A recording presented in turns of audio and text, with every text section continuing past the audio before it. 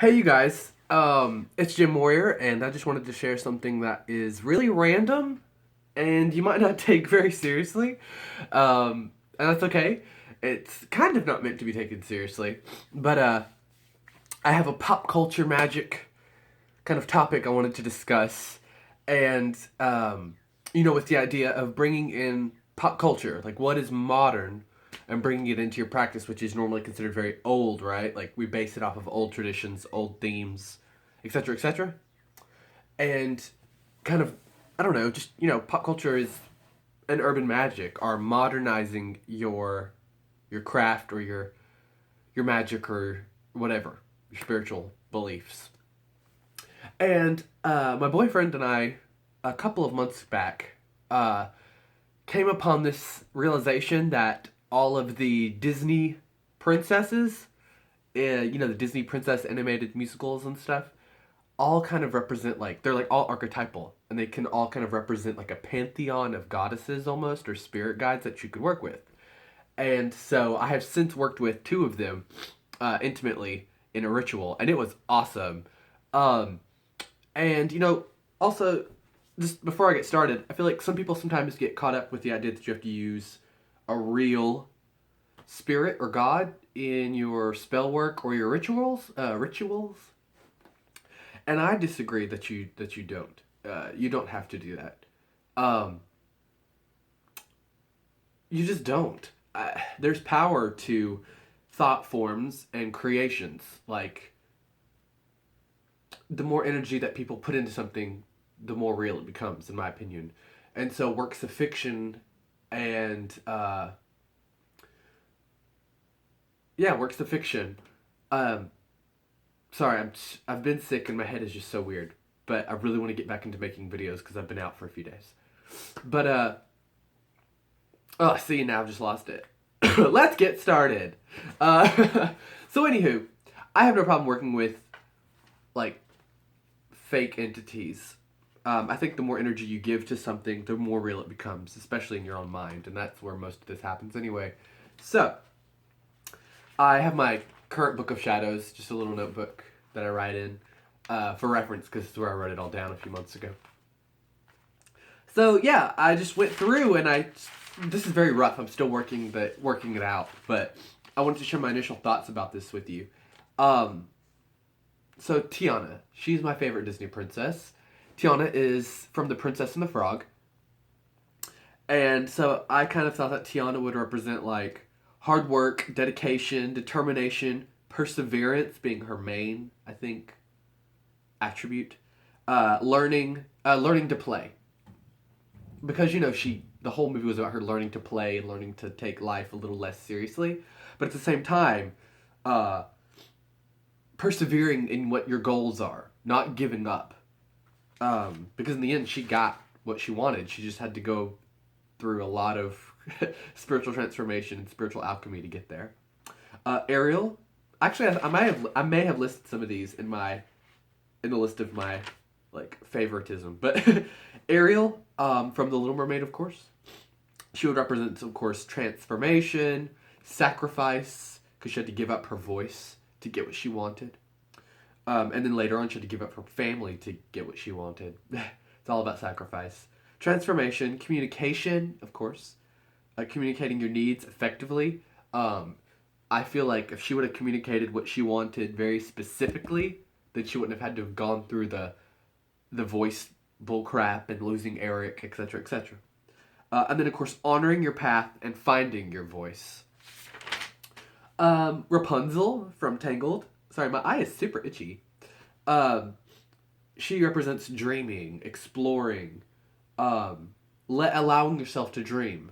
But then, of course, allowing yourself to actually go out and get the things that you're dreaming of, too. So she's like a go getter, determination, dreaming. So to me, she represents both sides of of a dream, really. Like she represents the thinking and the wishing and the thoughts of said dream, and then the actual implication of that dream, like the work that it takes to get it. So both sides of almost like spell work too, like You have an idea for spell work, and you get all the things in your head together of what you want to do, but then you actually have to apply and do it, and you know what I mean, to follow through. So Belle from Beauty and the Beast, um, seeing through false appearances, acceptance. Acceptance is basically, I think, a big sum up for her. She's all about acceptance. Pocahontas, love Pocahontas. Um, Honoring the divine in everything, of course. Honoring yourself, compassion, connection. Mulan slash Ping, because if you're not familiar with the original myth before Disney took it and Disneyfied the myth, which is what they do with a lot of their Disney princess tales, to make them much more family friendly.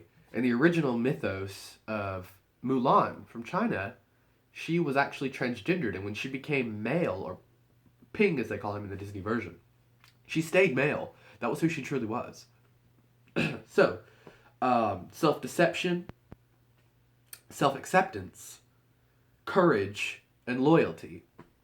Elsa, who is technically a Disney queen, the only Disney queen, but release, stagnation, love, and solidarity. And of course, you can break these down so much and like say that they represent the positives and the dark sides of all these attributes, and it's in extroverted ways and in introverted ways. Um, Anna, she represents optimism, family, and truth. Merida, who is technically a Pixar princess, not Disney, but I digress.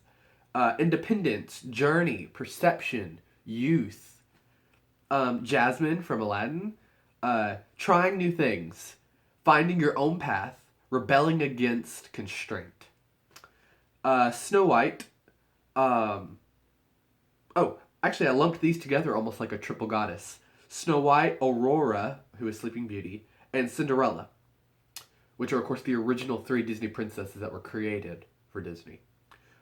Together, they represent the Disney Trinity of kindness, purity, resilience, and forgiveness. So those are my initial thoughts on Disney princesses and how they could form a pantheon of spirit guides for me or anybody to work with. I kind of want to do this with other fictional characters as well, maybe like superheroes. Excuse me. But yeah, those are my initial thoughts on Disney princesses. When I have worked with the Disney princesses' energies, being mainly Pocahontas, Tiana, and Elsa, like in a true pagan context lately, I have done so by listening to their music, of course, because you know every Disney princess has like a song that they sing. Even the ones that you think don't sing, like Merida, the Pixar princess from Brave. She doesn't sing a song, but a song is played when she has her big moment of release with words. So that's really her song. The same with Cinderella. She doesn't technically sing a song, but there is a song that is accepted to be her song and it's played during the movie, during her moment of realization and release. All these princesses, you know, are so relatable, and I think that's why people like them and why they keep making them. They're about people who are overcoming obstacles in their life and trying to be their authentic selves, which is a great lesson to impart. I mean, that's a wonderful lesson to impart. And I think listening to their music when you call upon them can be very, very empowering. I mean, you've got like a whole spell laid out for you, or a whole ritual laid out for you already. Like, say you want to work with Aurora from Sleeping Beauty. Say you want to work on loving yourself more, accepting your inner beauty, your own beauty. So you call on Aurora. So you might do so by lighting a pink candle and a blue candle. Because, you know, there was the whole back and forth, what color will her dress be between her fairies? Or you could decide on just pink, since that's what they decided. So you could light pink candles, lots of pink candles, because that's her color. You could burn, like, rose or tulips. You could, you know, pick something that matches that energy. And, of course, use your instincts. I'm just giving advice, like what I would use. And then, of course, play the song "I Dreamed a Dream," or I mean, "I Dreamed a Dream." That's from Les Mis. Anywho, Broadway. "Once Upon a Dream." You could play that while you work with her. Sing it to call upon her, to invite her into your circle. Yeah, there's a ton you could do to work with these princesses. I mean, Pocahontas, Jesus, she's been amazing to work with. going out in nature, lying down and rolling in the grass like she does, um, getting lost in the woods and singing "Colors of the Wind," um, has been ridiculously empowering and makes me look like a huge tree hugger hippie. But oh well. Of course, Elsa. Everyone loves Elsa. Everyone loves the song "Let It Go." That can be used a lot for shadow work, which I have used it for shadow work and thawing the heart and thawing the ice that you've put around yourself. All these princesses are metaphorical and have so many lessons. You can really dig into these princesses and learn so much. And now think about it, I kind of want to do like a villains thing too, where you could learn things from all the villains. But anywho, uh, there's so much to learn from the Disney princesses, and there's a reason that we love them and loved them as children, as I think most of us did, male and female, straight, gay, whatever. Because I have several straight male friends who love the Disney princesses and are not ashamed to say it, and love their music and everything. But we all have our own favorite princess, and I think much like totem animals and favorite colors and things like that, they're your favorites because they align with your spiritual truth, like what you need or what you are. And the same, I think, that goes with Disney princess. It's like, what is your favorite Disney princess? What was your favorite as a child? Has it changed? Um, Look at what those princesses mean and represent, and you'll see why they're your favorite. Like, are you drawn to Ariel, the Little Mermaid, because you have a yearning for a better life? You want something more out of life, and you feel like you're not getting what you want. Do you love Tiana because you admire her hard work and you want more of that in your life and in yourself? You want to be more hardworking. Um, there's tons of princesses. There's a princess for everybody, and they're constantly making more. So, yeah, these are just my initial thoughts on Disney princesses as spiritual guides. I hope you enjoyed it. I enjoyed it. I enjoyed talking about it. It's like I said, I didn't have much to discuss because I'm still fleshing it out. But you can go so deep with these princesses, I swear. Um, it's really awesome. Like you have not spell worked until you have been inside of Elsa's ice castle and you have like done shadow work in that ballroom, in that balcony space, and just like let it go over the mountainside. It's awesome. I encourage you to do it. Imagination is a big part of my magic, and I don't always see imagination as something fake or a creation. Um, Imagination is the gateway to creative visualization. Imagination is the gateway to spiritual work for me.